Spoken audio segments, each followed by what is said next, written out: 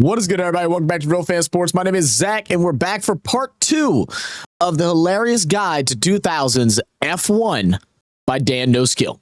Let's do it. We're in 2006 now. Let's see what the remainder of the decade has to offer. He really gave Fernando a run for his money. And Alonso had to be a lot smarter about how he was going to win his race. But hold on! I forgot to mention an incredibly sad death that happened this year. 2006 was the death of the V10 engine. The screaming, piercing, deafening your grandma when you watch the TV noise of the V10 engine was no longer in 2006. And instead, this year, engines were replaced with V8s. Well, apart from Toro Rosso, because basically they were Minardi in 2005, and Minardi were going bankrupt, so they went to FIA and were like, please let us run a V10 for 2006. We have no money. And the FIA were like, okay. But then Toro Rosso bought Minardi for 2006, and the agreement was kept, so Toro Rosso actually ran a V10 engine. So I suppose 2007 was the real death of the V10. Anyway. That sounds really weird. Like, I feel like, you know, as far as keeping everything consistent and, you know, your rules and regulation among the whole track, like there's no way they should have allowed them to run a V10, a different engine. That doesn't make sense. Do you all agree with that? That seems weird. Anyway, Alonso and Schumacher had some incredible battles, while it was actually McLaren who lagged behind a little bit this year. But when I think of this season, I always come back to one race between Michael and Fernando. And it was where Fernando was acting like the Great Wall of China and refusing to let Michael Schumacher past. In what was honestly a brilliant defense, and probably how Alonso learned to do it for Hungary 2021 against Hamilton. It was during a race at Imola in 2006, and still I can't believe Alonso came out on top. For fuck's sake, I can't say that. What is it with F1 words and always sounding so suspicious? So Lipsy gets a fair enough start, but he's already got Massa coming inside him. Alonso edged out Michael Schumacher. You know what? Forget it. Alonso won the championship.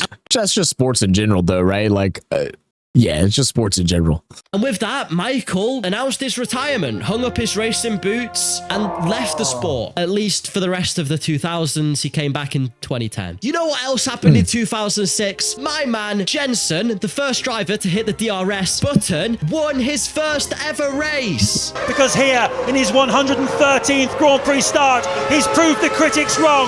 They said he might never win a Grand Prix. He's done it! Jensen Button wins the Hungarian Grand Prix! 2007 was a relatively uneventful season. There was just a couple things like Spygate, Hamilton versus Alonso, and Raikkonen replacing Schumacher. Oh, fuck me, this wasn't an uneventful season, was it? As we head into the latter half of the 2000s, I'm gonna quickly ask for your subscription, because Jesus Christ, if you can put up with me yapping for this long, you might as well just subscribe and watch the rest of my videos. I agree. Go subscribe to Dan some kind of insane person. I'm also gonna link below in the description. As we do for all of our videos, whatever we're covering, we always want to give a shout to whatever channel that we're reacting to. Man, they put in so many hours making this great content, and we're over here just reacting and learning and being educated. So make sure you'll go over to Dano and subscribe. Quickly thank all of these guys, the channel members, who massively help support the channel, and you can do the same from just 99p a month. It really does help me out, so thank you so much to everyone who's done it. Let's start though with 2007's driver transfers, because as you can imagine, Michael Schumacher's retirement changed a lot.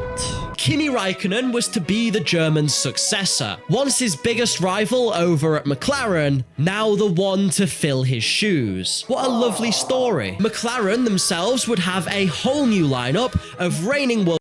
That's crazy that he was able to just switch over to the other team, being a rival and everything. They're like, oh, yep, we'll pay you whatever you want. Get over here. And the other team's like, yeah, we're good. Like, that's kind of insane. Champion Fernando Alonso and the rookie. And you know, a rookie and a world champion always makes sense, because the rookie is not going to be putting pressure on the champion. The champion is going to be able to take the lead. And oh, fuck me, it's Lewis Hamilton, isn't it? Okay, so the insanely talented and with a lot of testing under his belt, Lewis Hamilton was going to be the one to partner Fernando Alonso, and he was well and truly up to speed by the start of the season. So I don't know why it just made me think about this, because I decided that Lewis Hamilton was the driver that I really want to cheer for, and then I also am a fan of Ferrari. Ferrari is like been my favorite car since I was like really young. I think the only other car outside of Ferrari, if I had some type of dream that I'd want, would be a 1965 Mustang. But nevertheless, how does that work? Like for most like F1 fans that been watching F1 for a long term, do y'all typically like ride with a specific driver, or do y'all just back the team in general? So like if your favorite team is Red Bull and you're a Max Verstappen fan, but Verstappen ends up leaving and going to McLaren or Mercedes or something like that, is it now F Verstappen, or is it, oh, we're gonna still cheer for you, but our true love is Red Bull? Like how do y'all deal with that? Fernando was going to have to watch out. Now, I may have just told you that Lewis and Fernando were driving for McLaren, but some in the comments might be saying they actually drove for Ferrari. This is because of a teeny tiny, absolutely enormous scandal called Spygate, where a McLaren engineer was found to be stealing classified Ferrari documents, and therefore he was fired and McLaren were disqualified from the Constructors' Championship. Luckily, the car was found to have contained no Ferrari elements, believe that if you will, and Hamilton and Alonso were still able to take part in the Drivers' Championship and retain all of their points. Sorry, but has the season even started yet? Ferrari took 3 out of the first 5 race victories, and Fernando took 2. But then, going into Canada, Lewis took his maiden victory, and he won the next round in the USA. As Lewis improved, and Fernando, you might want to cover your ears for this because you're going to get PTSD, the McLaren team appeared to support the Brit more and more in his challenge for the championship. And Fernando at least felt that that was unfair. Although Ron Dennis would probably tell you they were treated equally, something he valued at McLaren, for example in the times of Senna and Prost. It all kicked off when someone accused Alonso of handing out bribes to his engineers on his side of the garage, when in fact this has actually been debunked. He was just handing out shares of his podium winnings, something he'd always done throughout his entire career to help motivate his engineers. No. And then in Hungary, perhaps the biggest controversy occurred. It was Fernando's turn to have the final run in qualifying, something they alternate. I feel like there could be a whole video just on the year 2007 in F1 with all this stuff going on. Like, it just seems like it's so chaotic. Every time I think we're about to move into 2008, it just continues. Between each race, and Lewis Hamilton was given a team order stating exactly that. Yet it was a team order Lewis Hamilton chose to ignore. Therefore, in the pits, Alonso waited and held Lewis Hamilton up. Alonso out. Yep, they want him out of there. Now Alonso's not getting on with it. Only 1:40 to go. Is he blocking Hamilton here? Which escalated the situation. Fernando then set off from the pits and managed to make his final qualifying run with a few seconds to spare, whereas Hamilton didn't. Oh yeah, nah, he's dirty for that one. I didn't know he had that in him, man. No one talked about that. I feel like a lot of the people that we watch all love Fernando for whatever reason. And then, now you're hearing this, I'm like, yeah, you kind of dirty with that, but I like it. This gave Alonso That kind of sounded crazy. So pole position, but he was then handed a 5-place grid penalty, which was given to him for blocking someone in the pit lane. It was for the aforementioned incident, and something, again, he deemed was quite unfair. He's smiling, bro. He knew exactly what he was doing. He just hoping he would get away with it. And even though he did, he don't even care. Fair, considering he wasn't blocking anyone but his teammate, and he was in his pit box. In the end, honestly, doing that at such a difficult track to pass at probably didn't help Fernando and helped Hamilton more, as Hamilton went on to win the race, and Fernando lost out on valuable points to chase him down. Look, it's okay, man. Don't worry about it. Don't worry. It happens to the best of us. But after that, we're off to the home country of only Chinese F1 driver ever, Guangzhou, which was the penultimate round of the season, and Lewis Hamilton was called into the pit lane. It was just for a standard stop to change his tires, but as Lewis pulled into the pits, he shamelessly stole Lance Stroll's strategy from Brazil 2024, 17 years beforehand, and beached his car in the gravel. Yeah, that's what I would have did. I said earlier, right? Now, this was mostly because his tires were extremely worn and McLaren had left him out there for quite a long time. It was also probably just with that rookie inexperience, he wouldn't have known how to drive on that kind of tire necessarily yet. It was more a matter of circumstance that Hamilton ended up there. This did give Kimi Raikkonen the race win and gave him valuable points on catching up to Lewis in the championship. I mean, look, there was not a chance with how quick McLaren were, Kimi Raikkonen would ever really win the championship. I mean, going into the final round, he was still 7 points off Hamilton. And this is in a time where race wins only gave you 10 points. If he won it, I would eat my Fernando Alonso cutout behind me. Well, actually, that's a hypothetical, I would, because he actually did go and win it, the madman. Raikkonen won the race as Lewis suffered from a small gearbox issue on lap 8 that pushed him back. Don't get me wrong, he wasn't out at that moment because he wasn't driving a French car, so it didn't know it could blow up.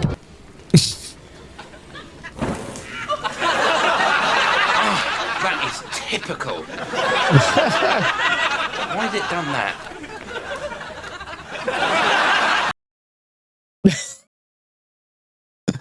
Oh, great use of memes, man.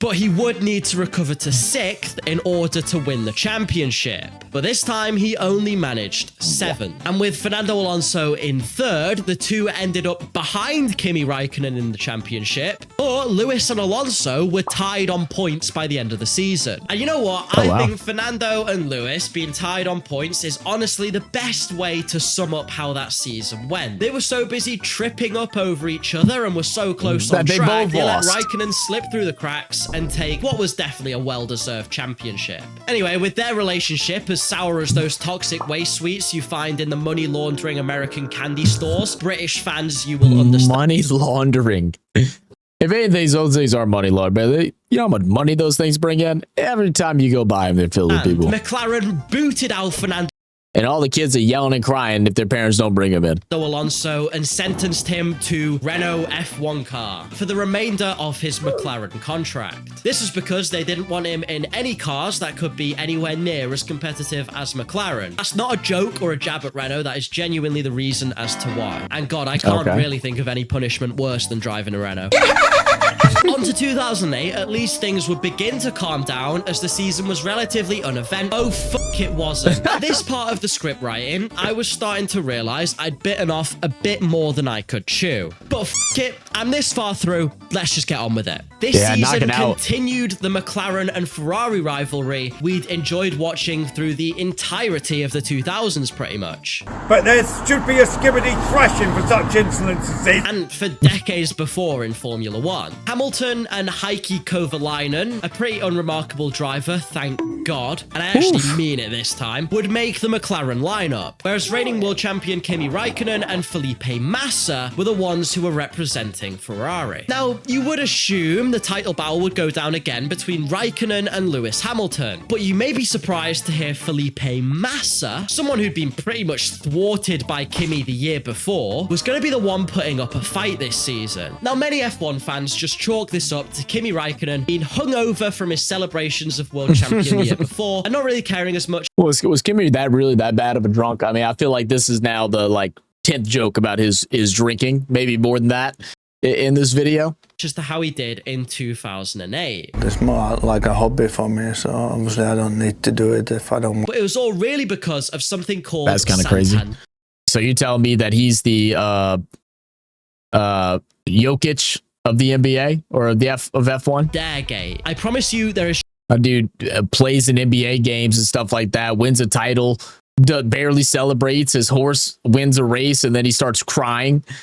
Just one more gate after this and then we're done. I really do promise. So around the Monaco Grand Prix of 2008, there began some rumors of big boy Fernando over here fancying the Ferrari seat. Who could really blame him? And McLaren's 2007 sponsor, Santander, were a little bit unhappy that the Spanish driver they wanted to represent had been dropped prematurely. You know, they were a Spanish bank. They wanted to back a Spanish driver like Alonso. By the way, I have already done a deep dive on this story, so if you want to know the real ins and outs of it, you can watch this video here, but this is just going to be a brief summary. Santander were also about to undergo a huge expansion into the Brazilian market. So what better way for them to promote that than to sponsor a Brazilian Formula 1 driver also? You know, someone such as Felipe Massa. So what better way to make everybody happy than to offer Ferrari a fuckload of money to have an Alonso Massa lineup in a deal that could be worth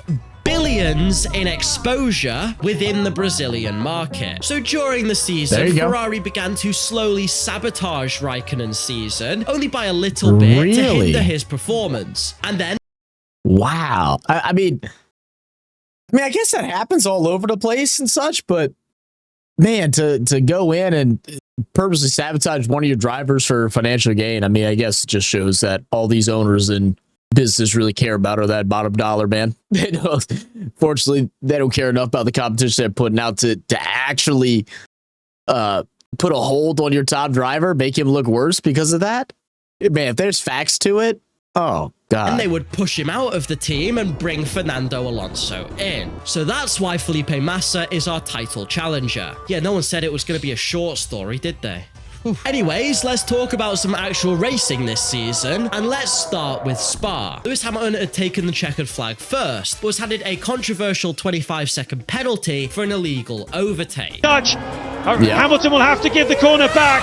They're side by side. He'll have to have a go at him at La Source. Play it cool, but it went wrong for him. Hamilton's through. They touch again. Amazing action here. Thank God F1 Twitter didn't exist in these days, or it would have been a hell site for weeks and weeks. In general, bro, Twitter and social media, but Twitter in particular, or X, whatever, is dangerous when it comes to sports, man. Not just like all the misinformation, but like the crazy opinions. You know, I'm all good for say whatever you feel, but some people just shouldn't have an opinion to be leading some of these storylines that they be making up around sports. Crazy. And weeks, and it already is a hell site. But going into Singapore, Felipe Massa really needed a good result until, of course, Crashgate. This is my final gate, unless you want a video on fucking Watergate. At the Singapore Grand Prix, Renault were a little bit fed up with being mid and fancied actually winning something for a change. So during the race, the team unexpectedly pitted Fernando quite early on, and then rather conveniently their other driver slammed into the wall, which brought out the safety car, and with Alonso leading the pack after a bunch of pit stop chaos, he was in first, and after that he then went on to win the race. Okay, so the race was fixed, that was obvious, and they did a pretty shitty job of hiding it when Piquet Jr. practiced his crash during the formation lap. No shot. Just no shot. That's a lie. I mean, I'm watching it. I just don't believe it. Interestingly, the public didn't find out the race was fixed until the year later in 2000. They didn't figure out. Oh, they just didn't have brains back then, I guess. Like, I have no idea. Oh, man. 2009. It was more important that during the pit stop phase, Felipe Massa's fuel line had got caught when they were releasing the car, which meant he drove off with it still plugged in, and it cost him a bunch of time to get that removed. And from there, his race was essentially ruined. And that, kids, is why Felipe Massa wants that race discounted from 2008, which would give him the F1 Drivers' World Championship for that year. But that's a whole other story. Going into the Brazilian Grand Prix, it would again be the season finale, and therefore it would decide the fate of the World Championship. Much like last year, Ferrari were on top during the race, and Massa took the race win, and when he crossed the line, Lewis Hamilton was in 6th place. Now this year, Hamilton needed to finish in P5 in order to win the championship, and P6 he would lose it to Massa. Of course, with about 3 corners left and Hamilton in 6th, there was absolutely no possible way he was going to win the championship. The Ferrari garage, rather expectedly, started to celebrate. Then, on the last corner of the last lap, the driver in 5th, Timo Glock, who was on dry tires, encountered torrential rain, was driving extremely slow, and Lewis Hamilton on wet tires was able to pass him for 5th place, and therefore the championship. Slowly. It is, it's gone. Oh my goodness me. And also spawned in my absolute favorite clip ever of a Ferrari driver slamming his head into the wall when he learns the information that Massa didn't win. Goddamn. I don't blame him, dude. Oh, I would be so infuriated. Like, you did everything you could do to win. Now you're betting on the luck or the downfall of another, which is never a good place to be in. You know what I mean? You need to go win it outright, but they did everything they could. And then to have that happen, oh, goodness. 2008 was eventful. Let's see what we've got. Like, the jackass doesn't switch to wets, is still on dries. Left. Hopefully something quite easy. Oh shit. 2009 was another set of huge regulation changes. And we're definitely a lot closer now to being able to decipher the real impact the 2000s had on Formula One and how it changed the sport going into the 2010s. And 2009 really is crucial in that. There's also the fact that between 2008 and 2009, the real, actual important world suffered a huge financial crash, which, if you don't know, meant that companies weren't quite so willing to throw millions and millions of pounds at Roman Grosjean to crash their cars into walls. Fair. It led to quite a few sponsors and teams pulling out of the sport. Such as one example we'll be looking at, which that old F1 logo really is atrocious, though, huh?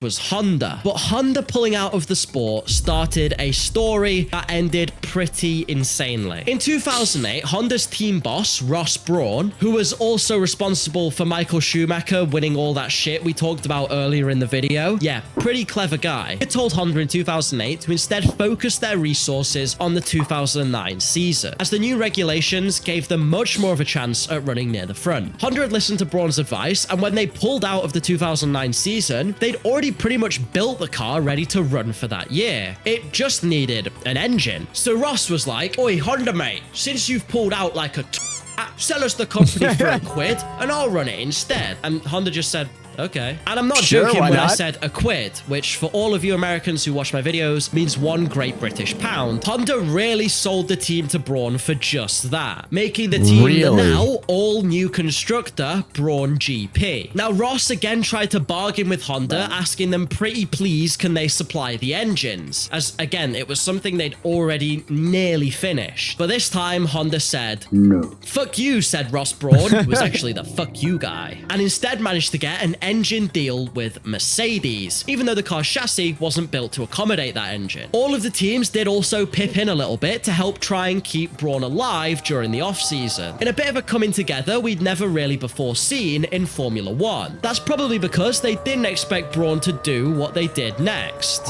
With a driver lineup of Jenson Button and Rubens Barrichello, Brawn absolutely dominated the start of the season. Over were the days of Ferrari and McLaren. They were the new top dogs. Brawn GP.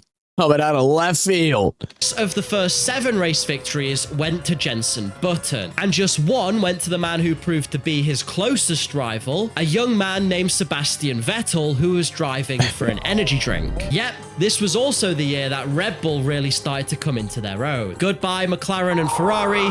Hello Brawn and heart palpitations in a can. However, with the limited budget, the Brawn car really started to fall to pieces. And when I say fall to pieces, I mean in the literal sense. During a race in Hungary, a part of the Brawn car of Rubens Barrichello, a spring, flew out from the back and struck Felipe Massa in the head. It literally pierced through his helmet, and had it been a millimeter in the wrong direction, he would have died instantly. Oh, man. Thankfully, yeah, we saw that video. I think it was like worst F1 crashes or something like that. We did a video on that probably about a year or so ago. It should be in the playlist. At the end of the video, we dropped the playlist for all of our racing reactions or whatever sport we're covering, if you want to go back and check that out. But yeah, that one was scary. Felipe Massa did survive the ordeal, but had to sit out the remainder of the season. In the metaphorical sense, Brawn's car also did continue to fall apart, because they just didn't have the budget to bring the upgrades teams like Red Bull could. And after Jenson Button's winning streak, the team could only manage 2 more wins with Rubens Barrichello.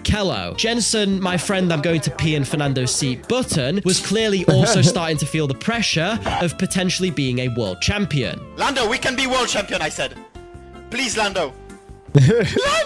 as some poor results actually began to allow Vettel to close the gap towards him. However, in the penultimate round of the season, which was again Brazil, Button drove an absolutely phenomenal race to go from 15th to 5th, and that allowed him to well and truly wrap up the Drivers' World Championship. And Brawn became the first ever team to win the Constructors and Drivers' World Championship in their first year of asking. That's actually kind of crazy. And they're not a team anymore, so who bought them out now? I mean, did they have just 1 year success? How long did they last as being a team as part of F1, and who bought them out eventually? Time that's been possible was when I set the AI to 0 on my F1 2023 My Team career mode. Even though Pastor Maldonado wasn't much fucking help as a teammate. But 2009, in an almost poetic way, set up for what the 2010s would be like. Red Bull was the top dog for the early 2010s. And Mercedes, which is the team Brawn was sold to for 2020. Oh, there you go. Answer. Yeah, got it. 2010, and were oh, well, they continued on doing pretty well then, right? I mean, Mercedes is pretty, solid team from as far as I know, or unless I'm completely off. I don't think I am. Largely the same staff would dominate the latter half of the decade. So the 2000s actually came to be this sort of final glorious piece of time where we got to see McLaren and Ferrari really duel before ushering in a more modern era of F1 that we're used to now. Also, Renault sometimes managed to remember how to build a car during that time, with the occasional Williams appearance too, who had been dominating during the 90s. Don't get me wrong, the 2000s had some downsides too. Poor safety, especially at the start of the season with the tires, and even at the end with the incident that happened to Massa. Some huge controversies like all of the gates, and barely any overtakes on some of the tracks. But there is a reason why it's considered one of F1's golden ages, and now maybe you understand that a bit more too. If you've made it this far into the video, I've got to say a massive thank you. And just quickly remind you to subscribe if you would like to as well. This one was... Hey, well, that's exactly it, guys. Link down below in the description ratio. Go check out Dan No Skills. Go give him a subscription. I already hit that subscribe button. But this was a great video just to give insight of what 2000 F1 was all about, how the races went through, some of the changes to regulations, some of the down years with financial crisis, improving on some of the safety regulations to what we have today, and then also the upcoming of some different teams near the end there in both Mercedes and Red Bull. And right now we got McLaren firing through this year. I'm hoping Ferrari does a bit better. And now you have McLaren flying through this year, Red Bull just behind them. But let me know what y'all think of this video. If there's anything you think that Dano missed, let me know down in the comments. I appreciate y'all all for being here. Hope y'all stay tuned and join us when we do some more F1 reactions and possibly some F1 live streams during some races to close out the year. But anyway, that's all from me for now, guys, and I'll catch y'all on the next one. Peace, love. Cheers.